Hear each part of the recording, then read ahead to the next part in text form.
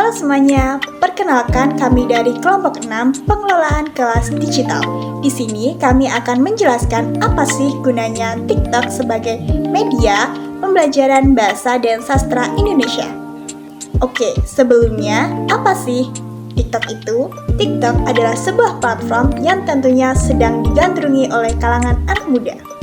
Tentu saja, hal ini bisa juga menjadi target penonton untuk bisa mempelajari sebuah pembelajaran bahasa dan sastra Indonesia.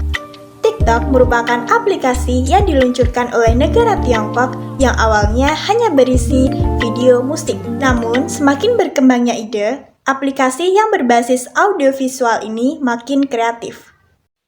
Apa sih fitur yang kelompok kami pilih dalam TikTok untuk pembelajaran? Tentu saja, TikTok memiliki berbagai macam fitur seperti rekam suara, rekam video, menambahkan background secara langsung, fitur editing secara langsung, bahkan bisa juga menambahkan berbagai macam-macam backsound yang kita inginkan. Teks berita sangat cocok sekali dengan media small screen. Dengan begitu, akan lebih mudah mendapatkan viewers dengan lebih cepat. Lalu, apakah TikTok bisa digunakan sebagai media pembelajaran bahasa dan sastra Indonesia? Tentu saja bisa. Apalagi melihat perspektif anak muda yang lebih senang dan gemar menggunakan TikTok. Kita sebagai guru juga harus memanfaatkan momen tersebut untuk mengembangkan kemampuan mereka secara bahasa serta kreativitas mereka. Bagaimana cara memanfaatkan TikTok dalam pembelajaran sastra? Siswa diminta untuk menyiapkan sebuah video yang berisikan narasi, dialog maupun monolog dari materi yang sudah disiapkan, yaitu teks berita. Step pertama, anak-anak akan mencari berita dari platform berita resmi mengenai hal-hal yang baru saja terjadi. Step kedua, anak-anak akan berdiskusi untuk membuat tugas ini secara individual ataupun kelompok.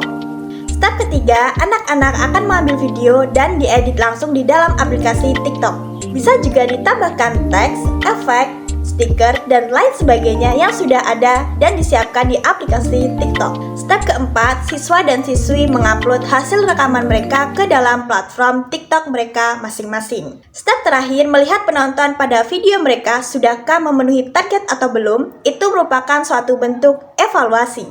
Step-step yang barusan kami berikan merupakan suatu bentuk pengasahan bagi siswa dan siswi. Sebagai contoh, keterampilan berbicara pada kompetensi dasar menceritakan teks narasi.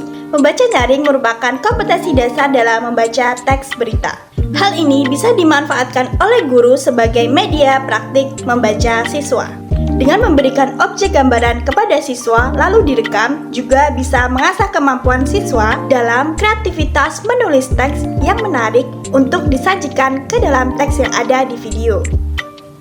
Kesimpulannya, penggunaan aplikasi TikTok bersama dengan penggunaan metode dan teknik yang dapat dimanfaatkan sebagai media pembelajaran yang interaktif untuk pembelajaran bahasa dan sastra Indonesia. Baik, sekian dari kami, kurang lebihnya kami mohon maaf. Saya Anggunda Astuti dengan NIM K1222011 sebagai narator, serta Widi Mustikawati sebagai penulis narasi dan materi dengan NIM K1222081, dan editor video pembelajaran ini Tamasya Aurora Srikandi dengan NIM K1222079. Mengucapkan pamit undur diri, mohon maaf jika ada salah-salah kata. Terima kasih telah menonton.